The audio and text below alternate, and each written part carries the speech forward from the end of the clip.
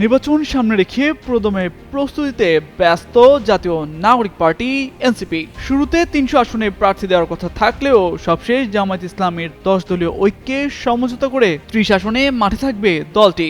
এরই মধ্যে ২৭ আসনে প্রার্থীও ঘোষণা করা হয়েছে জুলাই অভ্যুত্থানের পরে গঠিত দলের পক্ষ থেকে। তবে সব প্রস্তুতি নিলেও শেষ পর্যন্ত তারা ভোটের মাঠে থাকবে কিনা এ নিয়ে তৈরি হয়েছে সংশয়। নির্বাচন কমিশনের নিরপেক্ষতা নিয়ে প্রশ্ন এবং সব দল সমান সুযোগ পাচ্ছে না বলে অভিযোগ আছে দলের নেতাদের। এই অবস্থায় এনসিপির মুখপাত্র ও নির্বাচন পরিচালনা কমিটির চেয়ারম্যান আসিফ মাহমুদ সজীব ভুঁইয়া গত রোববার সংবাদ সম্মেলন করে বলেছেন, এনসিপি নির্বাচনে অংশগ্রহণ করবে কিনা তা পুনর্বিবেচনা করা হবে। ভবিষ্যৎ হোক নিরাপদ, বিনিয়োগ হোক বিশ্বস্ত, আর আমার পছন্দ সল্ট বে। ওয়েলকাম টু সল্ট বে। দলীয় সূত্রে জানা গেছে, প্রধান উপদেষ্টার সঙ্গে বৈঠকে একটি বিশেষ দলের প্রতি ইসির পক্ষপাতমূলক আচরণ নিয়ে অভিযোগ জানান এনসিপির নেতারা। বিশেষ করে দ্বৈত নাগরিকত্ব, ঋণখেলাপি এবং আচরণবিধি ভঙ্গের বিষয়ে ইসি সুস্পষ্টভাবে বিএনপির পক্ষাবলম্বন করছেন বলে মনে করছেন তারা।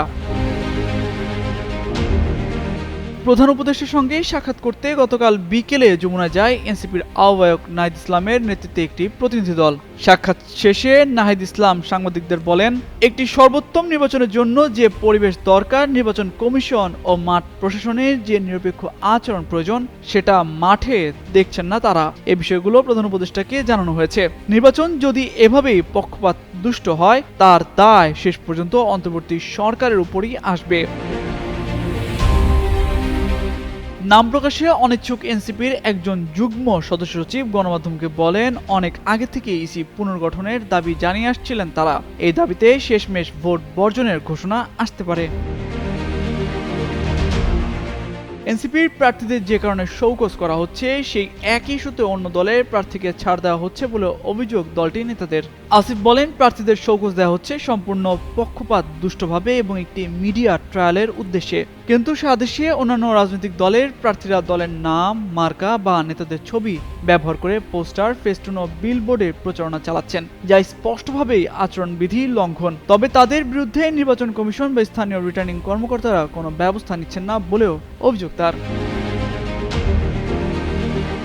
মঙ্গলবার এমন তথ্য দিয়ে একটি প্রতিবেদন প্রকাশ করে দৈনিক আজকের পত্রিকা। তামজিদ মির্জা, যুগান্তর নিউজ।